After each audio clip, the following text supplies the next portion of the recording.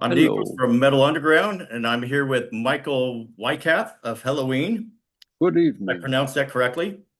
I guess so. So, where are you at right now? Right now, I'm at a hotel room in Berlin on the balcony. We have a marvelous weather, 37 degrees it was today. We're doing guitar pre-rehearsals with the Sasha and me for a few weeks, and there's like a few segments that do one-on-one guitar rehearsals, and then we have a segment with band rehearsals in Karlsruhe. And that's changing for like another 3 times or so till we get all the material ready for the concert and the shows. Okay. I was gonna ask you about that. You recently, Helloween recently announced the 40-year anniversary tour. How does that feel when you hear that number 40? It's a little bit like the 30 or the 35 before. Doesn't give me much of an impact. It's just always these announcements, and then everybody feels compelled, to yeah, whatever, be excited about it and stuff. You know? For me, it's just another number, and but I'm glad that we're doing this for 40 years, and all the support and everything that we've gained from the fanhood is actually the reason for this. It's not because we are the greatest or such amazing guys or whatever. It's just because of the fans who supported us for all this time. Okay, yeah, you were kind of getting into that earlier, but could you elaborate a little bit about the tour? Like, where is it gonna take place and how many dates are planned? Yeah, for the I'm not really so current on that because it's on the web page actually where all the dates are, and I'm very bad at memorizing those things. It's just that the European leg will kick off mid-October, and then it's going to be till the beginning of December. There's going to be like some Asian shows. There's going to be some Taiwan, and there's going to be some Indonesia, 2 shows. But before it will be plainly Europe, I think, like all over Europe.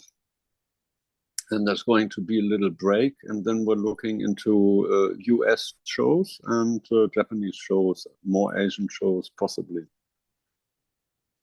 But for the time being, it's just about the European leg. Okay. Do you have any idea when the North American shows would take place? I've no clue, but I've heard something of I don't know, 3 months or 5 months into 2006, 26, something along that line. And it's going to be, well, upper scale quality clubs, which we are actually proud of. Because like last time we were there, the club situation was already pretty good, except for one in San Francisco maybe, but still it was like a traditional important club, and it was fun to play there, right? And you can't always play the Google whatever thing in Los Angeles, but I'd be happy if we came there again because it was just like a Japanese concert hall or something. And it was a very good forum to express what we have to say because that was awesome, really. And the other clubs are all, you know, have their tradition and history, and that's an honor to have it that way, right? And it wasn't really as bad as people would assume. First of all, you got to get to those kind of clubs, which made us proud, anyways. And then you go there and you have your particular fans who came there, bought the ticket just to be there, which for me is like an extraordinary situation in the US because we've seen how things can go differently, right? I mean, whether you're out with Anthrax and Grim Reaper and those things, it's yeah, that they were the big venues and they were more or less identical, and it went on and on and on, and it wasn't always rosy, right? It's like you come to like a concrete hall that's painted gray, and then you have some people in there, and then you have to go about your business in some way, and yeah, convince fans of, well, other genres, right? That we weren't so bad, and whatever. Sometimes it was a bit difficult, no? When there were like particularly Exodus fans and whatever, and it was just, then really I prefer those clubs. Can the fans expect anything different from this tour compared to previous tours? No, we're doing our very best. We'll be carrying around some LED screens as well, I think. So that's going to be the minimum standard of everything.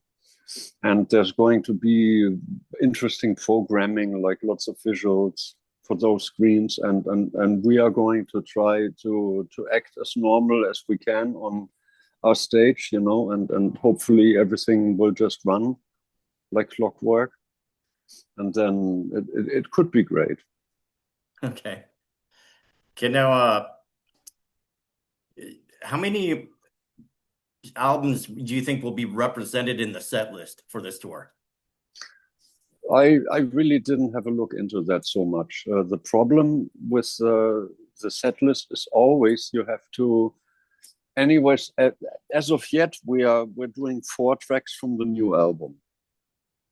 The rest is going to be represented stuff that worked in the past, and that we're proud of, and that we think is working fine, and some kind of goodie tracks that were always there, that usually were received very nice, right? Received very nice, and even though it's only so much you can do. You can play some 2 hours, 20 minutes, or 2 hours, half an hour, and then you're there. Then you're actually committed to the tracks that work really good, and then you have to present them in like a 7-sum that we are right now, and can only hope for the best, right? Yeah. I'm You always mentioned the new album. Sorry, go ahead. Yeah, I'm always a bit critical about when people make up promises about set lists and this and that. And basically, we're going to be there, and we try our very best to make it feel interesting. And the last few shows we've done, also some stadiums in North America or whatever, in South America, stadiums in South America, were well, extremely heartfelt. And so I just hope we can keep that up. Okay, you mentioned the new album. What can you tell us about that? There's all those tracks on there. I'm talking about the album coming out next year. This year, next year. Is there one coming out in 26 that I read? Well, I wouldn't really know. I mean, we are talking about the Giants and Monsters right now, right? Yes, that's the one I'm talking about. That's the one. Okay. It's just I'm doing these interviews with kind of lots of people and everything. I don't really know the running order of the album, but I know all the tracks at least. How many tracks will it be? I don't know. I'm sorry. I really don't have it here in front of me, so bear with me. I'm not suited to say each and every track that's on it and like in what running order. Then I would actually have to put it on my phone and have a look. But I can tell you it's almost anything about more or less every track. Okay. How'd you guys come up with that name for the title? Because the Giants and Monsters and Giants on the Run. And everybody said like, okay, so let's do something about monsters, giants, monsters. And there was a long process of whatever other ideas. And because it's Giants on the Run, it's like, okay, you can go for Giants and Monsters. It took some time, like a month or 2 or whatever, and wiggling things back and forth, going like, how do you call it? How do you call it? We need an album title now. Giants and Monsters it was. Okay. So Helloween is labeled as a power metal band, and how do you think that genre has stood the test of time since the 1980s? that's what everybody said, no? Power metal and stuff. And we can actually be proud of that if people call us like the pioneers of that. But even though I always think there was Judas Priest in Unleashed in the East in 1979, live with what they did. That pretty much was power metal to me, right? Or then you had Accept, who were doing similar things, and even Rainbow to a degree. And then there were all these other power metal bands at some time. I mean, just know that the first manager we had insisted on calling this power metal, even though he's correct. Yeah, then you have those melodies, you have those hideous arrangements, you have the orchestral things, the operatic things, and everything. And that's probably what it makes power metal.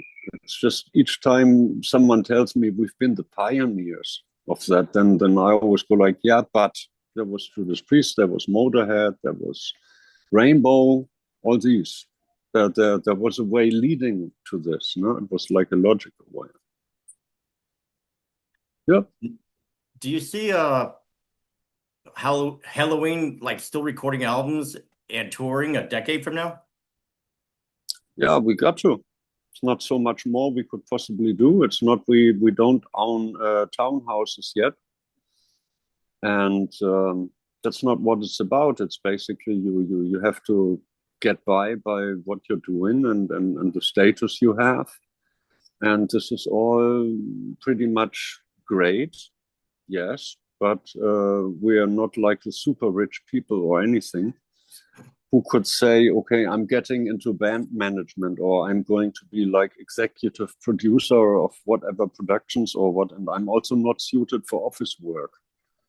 You know? I'm just like the strange guy you see, and I can't picture myself doing anything else than what we're doing. So we're gonna keep to that, I would guess. I couldn't think of anyone in this band who would be able to do anything different or would call it quits in another 10 years or whatever. Like, yeah, you know what, I'm getting too old for this.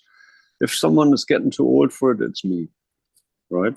I'm going to be 63 years this year, and that's nothing in comparison to look at the Aerosmith guys or whoever's there, right? And yeah, it's not a time to call things quit yet. Gotta do some more stuff. I mean, we're full of ideas. We're having a positive feel about the whole thing. Everyone's feeling great. I mean, and eager to do this. Really. What else could I tell you? Yeah. So Helloween has 7 members For now, yeah. for now. So what's the challenge in that? It's to keep egos and characters at bay, and to remain calm. But the good thing is all the characters involved, they now meanwhile have a great knowledge of each other, right? And it's considered bad behavior if someone is pulling a stunt like today I feel, I don't want this, I don't want that. And by the way, we don't play enough of my songs and whatever, you know, that's considered bad behavior. So there's got to be a way, right? And there is a way. And we didn't really have many confrontations about anything. It's just for all that time where we were working apart, like the Kai Hansen had his Gamma Ray, we had the Helloween, the Michael Kiske had the solo career, or Avantasia or whatever, or changing jobs or anything. I mean, we had a lot of time for thinking about things. No? What if the Kai Hansen would join the band ever again, or if there was like a structure where he would be involved, or what happens with the Michael Kiske if he ever came back, or what would it be like? And we've all been doing some reasoning and thinking about those things. Now suddenly it is like that. And the good thing is we've never come to like a frustrating situation yet that seemed like the end, or this can't be carried on by no means, or whatever. We haven't gotten to that point. luckily yet. So I'm pretty positive it's going to continue if not someone falls severely ill or anything, which we won't hope. You know? But 7 guys, everyone's kind of funny, everyone's a character, everyone's kind of like an alpha, and that's what you have to deal with. And then there's the reasoning. It's like, why don't we do it like this? Oh, we don't do it like that because. Ah, so, okay, I see stuff. Hmm? It's doable. Yeah. Well, those are all the questions I have for you. I appreciate so much for your time and letting me interview you and getting better understanding of Helloween and what direction they're going.